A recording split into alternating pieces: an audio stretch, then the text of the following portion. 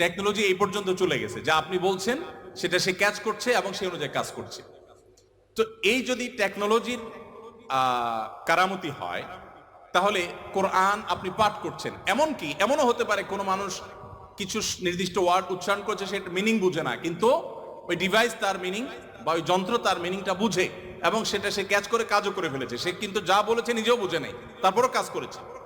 কোরআন তেলাওয়াত করে ফু দিলে অনেক অসুখ, অনেক দুঃখ, অনেক কষ্ট, মানুষের শারীরিক অনেক কষ্ট লাঘব হয়।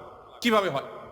আপনি যদি এটা নিয়ে বৈজ্ঞানিক গবেষণায় নামেন তো আপনি কোনো সূত্র হয়তো খুঁজে পাবেন না, কিন্তু আপনাকে আমি যে পয়েন্টটা বললাম এই পয়েন্ট থেকে যদি আপনি আগান, আপনি দেখবেন যে এরকম বহু লজিক আপনার সামনে হাজির হয়ে গেছে। যাই হোক, তো আমি যেটা বলছিলাম যে কোরআন আপনি না বুঝে পড়লে সওয়াব পাবেন, কিন্তু এই জন্য কোরআন আসেনি।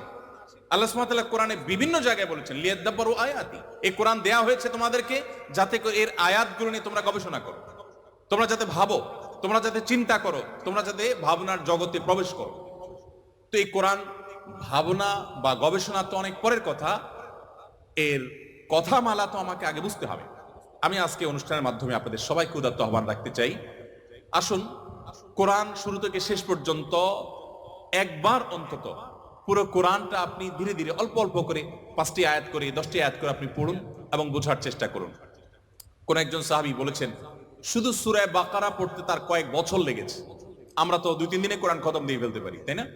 তার শুধু সূরা বাকারা পড়তে টানা কয়েক বছর সময় লেগেছে। কি করেছেন তিনি? প্রতিটা আয়াত পড়েছেন, এ সম্পর্কে জেনেছেন, ভেবেছেন, এখান থেকে তার নেয়ার কি আছে সেটা নিয়েছেন, নিজের মধ্যে ইমপ্লিমেন্ট করেছেন, দেন তিনি সামনে অগ্রসর হয়েছেন। এভাবে এগোতে গিয়ে তার একটা সূরা শেষ করতে কয়েক বছর সময় লেগে গেছে। কোথায় আমাদের কোরআন অধ্যয়ন?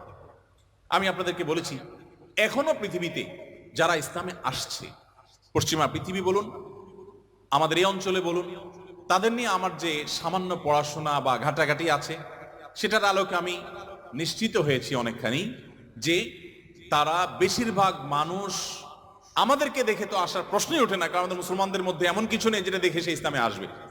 ম্যাক্সিমাম মুসলমানদের অবস্থা